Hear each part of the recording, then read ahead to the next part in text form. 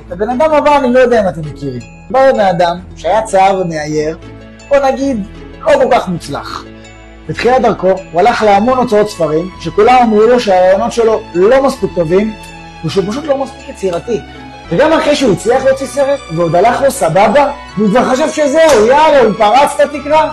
עדיין אחרי זה, לא ולא ולא. אחרי שלא הצליח יותר מדי עם הסרטים והוא עדיין דשדש, עלה לו עוד רעיון הזוי. הוא רצה להקים פארק. אמרו לו, תגיד לי, מה אתה רוצה? איזה פארק? מאיזה כסף? זה לא יעבוד, זה לא פה, לא, לא, לא. הוא הקים את הפארק. אני לא יודע אם שמעתם, אבל הפארק קוראים דיסנילנד. היום, משהו כמו 70 שנה אחרי, אין בן אדם שלא גדל ולא מכיר את כל הסרטים של דיסני בעל פה. ויותר מזה, ניתחו את הצורה שבה הבן אדם הזה היה חושב ומוציא יצירתיות מהמוח שלו, ופיתחו שיטה שהיום מלמדים אותה בכל קורס NLP שנקראת שיטת וולט דיסני.